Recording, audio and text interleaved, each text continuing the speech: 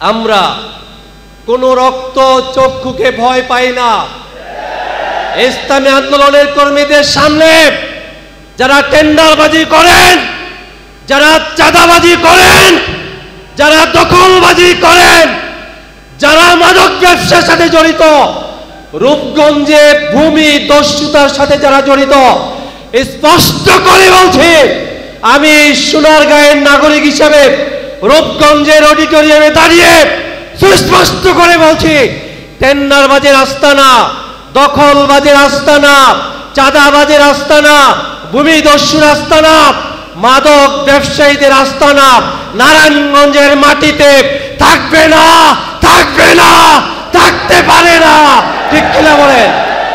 বাংলাদেশ জামাত ইসলামীর সম্মানিত আমির শহীদ মাওলানা মতিউর রহমান নিজামী, বাংলাদেশ জামাত ইসলামীর সম্মানিত সেক্রেটারি জেনারেল শহীদ আলী হাসান মোহাম্মদ মুজাহিদ, বাংলাদেশ জামাত ইসলামীর সহকারী সেক্রেটারি জেনারেল শহীদ কামরুজ্জামান, বাংলাদেশ জামাত ইসলামীর সহকারী সেক্রেটারি জেনারেল শহীদ আব্দুল কাদের মোল্লা, বাংলাদেশ জামাত ইসলামীর নির্বাহী পরিষদ সদস্য শহীদ মীর কাসিম আলী, বাংলাদেশ জামাত ইসলামীর সম্মানিত নায়েবে আমির বিশ্বনন্দিত মুফাসসিরে কোরআন শহীদ মাওলানা মতিউর রহমান, শহীদ আল্লামা দেলোয়ার হোসেন সাঈদী সহ 11 জন দায়িত্বশীলকে নির্বিচারে রশিতে ঝুলিয়ে হত্যা করা হয়েছে।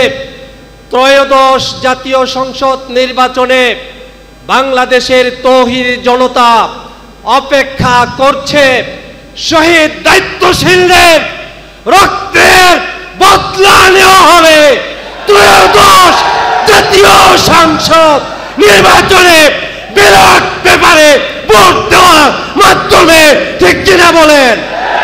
রূপগঞ্জ, নারায়ণগঞ্জ 1 আসন আনোয়ার হোসেন মোল্লাকে ইসলামী দলগুলোর নেতৃত্বে আমাদের তামিয়া জামাত ডাক্তার শফিকুর রহমানের নেতৃত্বে নারায়ণগঞ্জের 1 আসন বাংলাদেশের জাতীয় সংসদে ম্যান্ডেট নিয়ে অবশ্যই পার্লামেন্টে যাবে, যাবে, যাবেই ইনশাআল্লাহ।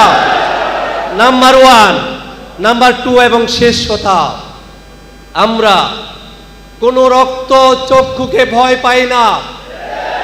ইসলামী আন্দোলনের কর্মীদের সামনে যারা টেন্ডারবাজি করেন, যারা চাঁদাবাজি করেন, যারা দখলবাজি করেন, যারা মাদক ব্যবসার সাথে জড়িত, রূপগঞ্জে ভূমি দস্যুতার সাথে যারা জড়িত, স্পষ্ট করে বলছি, আমি সোনারগাঁয়ের নাগরিক হিসেবে রূপগঞ্জের অডিটোরিয়ামে দাঁড়িয়ে সুস্পষ্ট করে বলছি, টেন্ডারবাজের আস্তানা, দখলবাজের আস্তানা, চাঁদাবাজের আস্তানা, ভূমি দস্যুর আস্তানা, মাদক ব্যবসায়ীদের আস্তানা নারায়ণগঞ্জের মাটিতে থাকবে না, থাকবে না, থাকতে পারে না।